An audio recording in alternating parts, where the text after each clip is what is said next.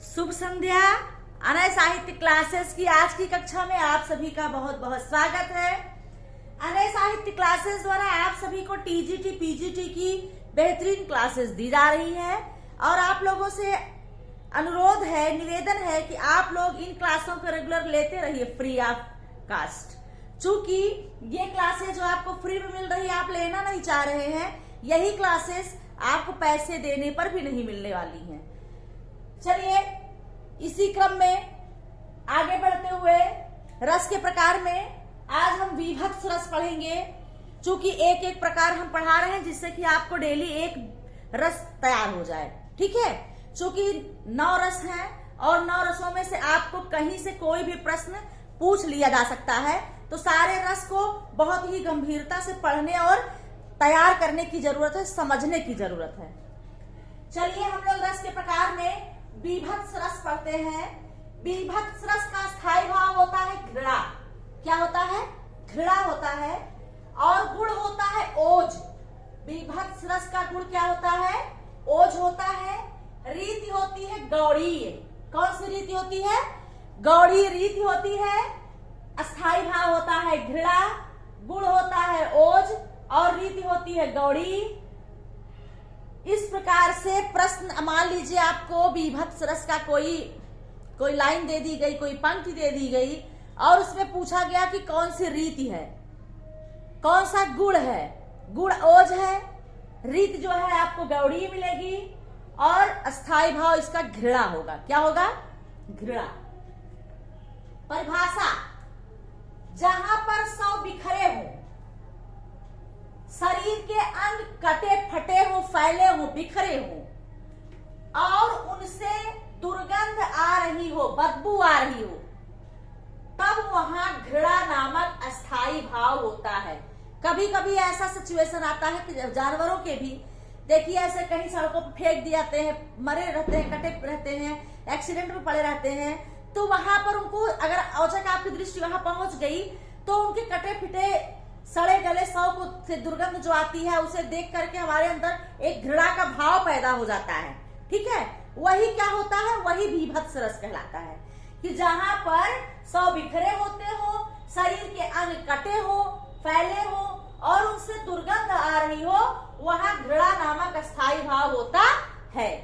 अथवा दूसरी परिभाषा कि विभाव, अनुभाव और संचारी भाव के संयोग से घृणा नामक अस्थायी भाव रस रूप में परिणित होता है, परिवर्तित होता है, तो वहां पर विभक्त रस होता है। जब विभाव, अनुभाव और संचारी भाव के संयोग से घृणा नामक अस्थायी भाव रस रूप में परिणित होता है, तो वहां पर क्या होता है? वहां पर होता है विभक्त रस।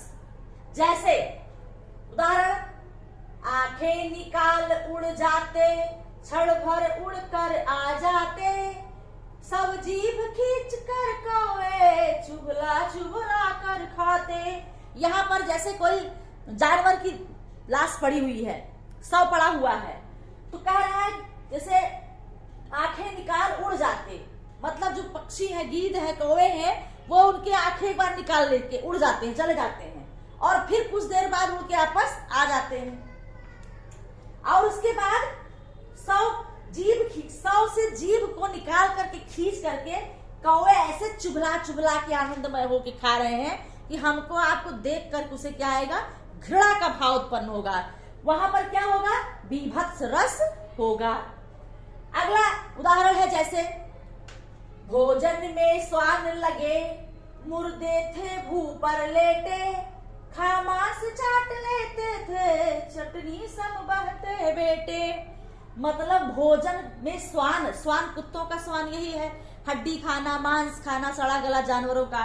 तो कह रहा है भोजन में स्वान कुत्ते ऐसे लगे हुए हैं, किस पर? जो मुर्दे जो है भूमि पर लेटे हुए हैं, शव बन करके मुर्दे जो लेटे हुए मरे हुए हैं, उनको जो है उनको खाने में जो है कुत्ते ऐसे बढ़िया लगे हुए हैं और मांस चाट लेते थे और उनके मांस को चाट लेते थे और जो खून बहता बहता रहता था उसे चटनी की तरह, मतलब इस तरह से बताया गया है कि इसको सुन करके ही जो है आपके अंदर घृणा का भाव जागृत हो जाता है। तो इस प्रकार की जब पंक्तियां आपको मिलती है तो वहां पर क्या होगा, बीभत्स रस होगा। जहां पर घिनौना चीज होगी, घृणा का भाव जो इसको पढ़ते ही हमारे अंदर आ जाता है, सुनते ही हमारे अंदर आ जाता है, तो वहां पर क्या होता है, बीभत्स रस।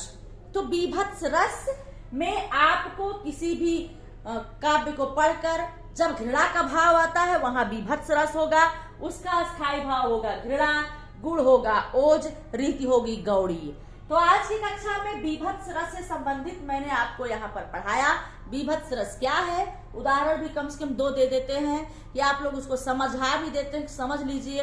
इसी प्रकार से जब आपके सामने पंक्ति आए और ये भाव वहां उत्पन्न हो तो आप तुरंत जान जाइएगा कि कौन सा रस है।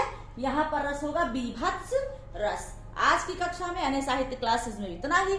अगली कक्षा में मैं आपसे फिर मिलती हूँ, तब तक के लिए धन्यवाद।